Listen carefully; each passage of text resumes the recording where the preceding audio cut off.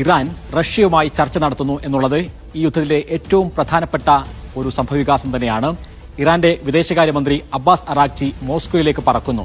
സ്വാഭാവികമായും സീരിയസ് ആയിട്ടുള്ള ഒരു കൺസൾട്ടേഷന് വേണ്ടിയിട്ടാണ് ഈ ഒരു യാത്ര എന്ന് അബ്ബാസ് അറാഗ്ചി പറയുമ്പോൾ എന്താണ് ലക്ഷ്യം വെക്കുന്നത് എന്നുള്ളത് വളരെ പ്രധാനമാണ്. ഈ ഒരു ആക്രമണത്തിന് തിരിച്ചടി നൽകും എന്ന് പറഞ്ഞതിന് ഉടനെയാണ് റഷ്യയിലേക്ക്, മോസ്കോയിലേക്ക് അബ്ബാസ് അറാഗ്ചി പോകുന്നത്. വ്ളാഡിമിർ പുടിനെ നേരിട്ട് അബ്ബാസ് അറാഗ്ചി കാണും എന്നാണ് നമ്മൾ മനസ്സിലാക്കുന്നത്. നാളെയാണ് ആ നിർണായക കൂടിക്കാഴ്ച. അതിന് മുന്നോടിയായി ഇറാന്റെ വിദേശകാര്യമന്ത്രി റഷ്യയിലുള്ള പ്രമുഖരുമായി കൂടിക്കാഴ്ച നടത്തും. സ്വാഭാവികമായും ഈ യുദ്ധത്തിലേക്ക് റഷ്യയെ കൂടി കളത്തിലിറക്കാനുള്ള ഒരു നീക്കമാണോ ഇത് എന്ന് സ്വാഭാവികമായ സംശയങ്ങൾ ഉയരുന്നു. അങ്ങനെയാണെങ്കിൽ ഇറാന്റെ അപേക്ഷ റഷ്യ സ്വീകരിക്കുമോ? റഷ്യ നേരിട്ട് പങ്കാളിയാകുമോ? അതല്ല ആയുധങ്ങൾ നൽകുമോ? അതോടൊപ്പം തന്നെ ചൈന അടക്കമുള്ള സഖ്യകക്ഷികൾ പുതിയ ഒരു ചേരി രൂപപ്പെടുമോ എന്നതടക്കം ഏറ്റവും പ്രധാനമായിട്ടുള്ള ചർച്ചകൾ വരികയാണ്. ഇന്ന് പുലർച്ചെ അമേരിക്ക ഇറാനിൽ നടത്തിയ ആക്രമണം അത് സ്വാഭാവികമായും പുതിയ ഒരു യുദ്ധപ്രഖ്യാപനമായിരുന്നു. ഇത് യുദ്ധപ്രഖ്യാപനമാണ് എന്ന് ഇറാൻ തന്നെ പറയുന്നു. ഏതെങ്കിലും ഒരു സമയത്ത് ഇറാനിൽ അമേരിക്ക ഇറങ്ങി കളിക്കുകയാണെങ്കിൽ കളി മാറുമെന്നും ഇതുവരെ കാണാത്ത തരത്തിലുള്ള ആക്രമണത്തിലേക്ക് പോകുമെന്നും പ്രഖ്യാപിച്ച ഇറാന്റെ ഭരണകൂടം സ്വാഭാവികമായും ഇസ്രായേൽ വിചാരിക്കുന്നത് ഇവിടെയുള്ളൊരു ഈ ഫോർദോ ആണവ നിലയം തകർക്കുക എന്നുള്ളത് മാത്രമല്ല, ഒരു റിജീം ചേഞ്ചാണ്, ഈ ഭരണത്തെ ആകെ മാറ്റുക എന്നുള്ളതാണ് എന്ന് സ്വാഭാവികമായും ഇറാനിലുള്ള ഭരണകൂടം വിചാരിക്കുന്നുണ്ട്. അതിന്റെ കൂടി പശ്ചാത്തലത്തിലാണ് കൂടുതൽ ആളുകളുമായി ഇറാൻ ആശയവിനിമയം നടത്തുന്നത്. തുർക്കി പ്രസിഡന്റ് റജബ് തയ്യിബ് എർദോഗാനുമായി കുറച്ചു സമയം മുമ്പ് ഇറാന്റെ വിദേശകാര്യമന്ത്രി അറാഗ്ചി കൂടിക്കാഴ്ച നടത്തി, ഫോൺ സംഭാഷണം നടത്തി എന്നുള്ള വിവരങ്ങൾ കൂടി വരികയാണ്. അപ്പോൾ അമേരിക്ക എന്ന് പറയുന്ന ഒരു വൻ ശക്തിക്കെതിരെ ഈ മേഖലയിലുള്ള ആളുകളെ കൂടി, വൻ ശക്തികളെ കൂടി കൂടെ കൂട്ടാനുള്ള ശ്രമങ്ങൾ ഇറാൻ നടത്തുന്നു. ആ ശ്രമം എത്രത്തോളം വിജയം കാണും എന്നതായിരിക്കും ഒരുപക്ഷെ പശ്ചിമേഷ്യയുടെ തന്നെ ഗതി നിർണ്ണയിക്കാൻ പോകുന്നത്. പശ്ചിമേഷ്യയിൽ ഇറാന്റെ സാന്നിധ്യം റഷ്യക്കും അതേപോലെ തന്നെ ചൈനക്കുമെല്ലാം പ്രധാനമാണ്.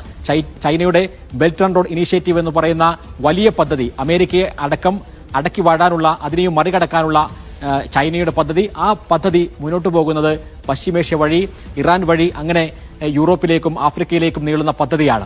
ആ പദ്ധതിയിൽ പ്രധാനപ്പെട്ട ഒരു ലോജിസ്റ്റിക് പാഡാണ് യഥാർത്ഥത്തിൽ ഇറാൻ എന്ന് പറയുന്നത്. അങ്ങനെ റഷ്യയും ഇറാനും ചൈനയും ചേർന്നുകൊണ്ടുള്ള ഒരു പുതിയ സഖ്യം രൂപപ്പെട്ടുകൊണ്ടിരിക്കുന്ന സമയത്ത് കൂടിയായിരുന്നു ഒക്ടോബർ 7 ആക്രമണവും അതേപോലെ തന്നെ അതിനെ തുടർന്നുണ്ടായ ഈ സംഭവവികാസം ഉണ്ടാവുന്നത്. അതിനൊടുവിലാണ് ഇപ്പോൾ നേരിട്ട് ഇറാനിലേക്ക് അമേരിക്കയുടെ ബോംബുകൾ എത്തിയിരിക്കുന്നത്. അതുകൊണ്ട് തന്നെ അമേരിക്കയുടെ ബോംബ് വീണ അതേ നിമിഷം, മണിക്കൂറുകൾ പിന്നിടുന്നതിന് മുമ്പ് അബ്ബാസ് അറാഗ്ചി മോസ്കോയിലേക്ക് പറക്കുന്നു എന്ന് മാത്രമല്ല, അതൊരു സമവായത്തിന്റെ നീക്കങ്ങൾക്ക് വേണ്ടിയല്ല എന്ന സൂചന കൂടി നൽകുന്നു.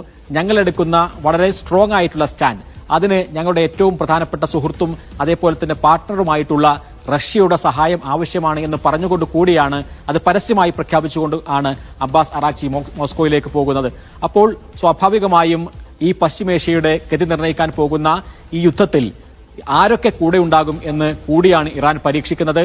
സ്വാഭാവികമായും അങ്ങനെ പോവുകയാണെങ്കിൽ മറ്റു അറബ് രാജ്യങ്ങൾ, GCC രാഷ്ട്രങ്ങൾ പ്രത്യേകിച്ചും, അവരുടെയൊക്കെ ഒരു സ്റ്റാൻഡ് എന്തായിരിക്കും?